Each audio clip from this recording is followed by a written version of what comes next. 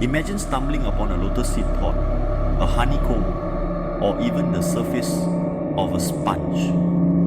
For many, these images are ordinary, perhaps even beautiful in their intricate natural patterns.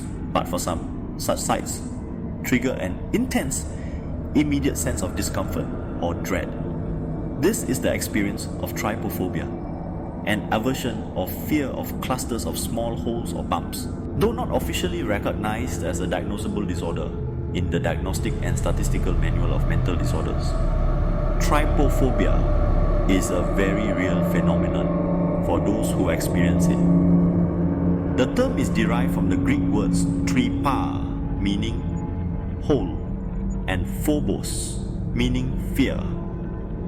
People with trypophobia often react strongly to images or objects displaying repetitive patterns of small holes, bumps, or protrusions.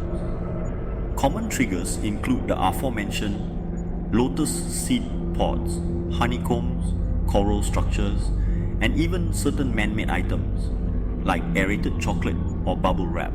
The reaction to these patterns can be immediate and visceral.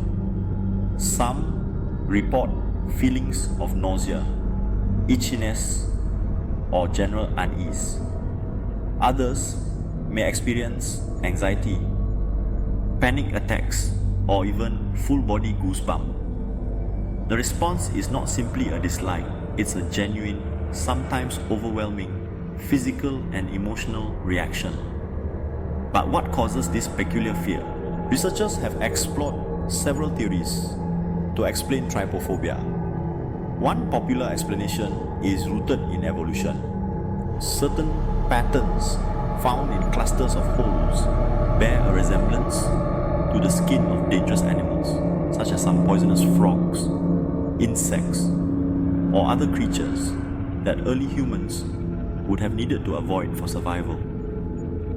Over time, it's possible that humans develop a subconscious aversion to these patterns as a protective mechanism.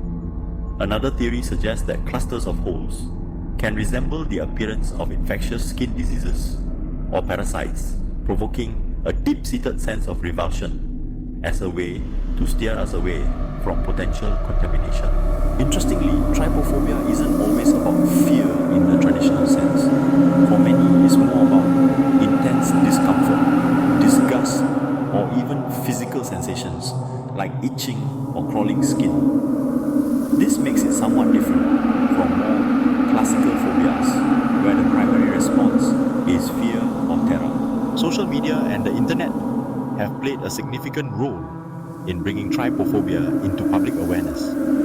Online forums and image sharing sites have allowed individuals to share their experiences and triggers, helping others realize they are not alone. However, this widespread sharing has also led to the proliferation of trypophobia trigger images, some intentionally designed to provoke a reaction, which can be distressing for those affected. If you or someone you know struggles with trypophobia, it's important to recognize that the feelings are valid.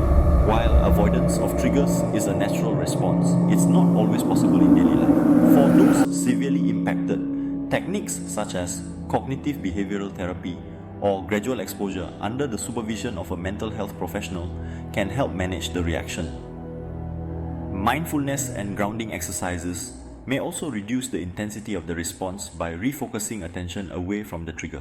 The human brain is endlessly fascinating, and trypophobia is just one example of how our minds interpret the world in unique, sometimes unexpected ways. While science continues to unravel the mysteries behind this phenomenon, the most important thing is understanding and empathy for those who experience it. What may seem like an innocuous pattern to one person can be deeply unsettling to another. With awareness and compassion, we can foster a greater appreciation for the diversity of human experience, even when that experience is something as surprising as a fear of tiny holes.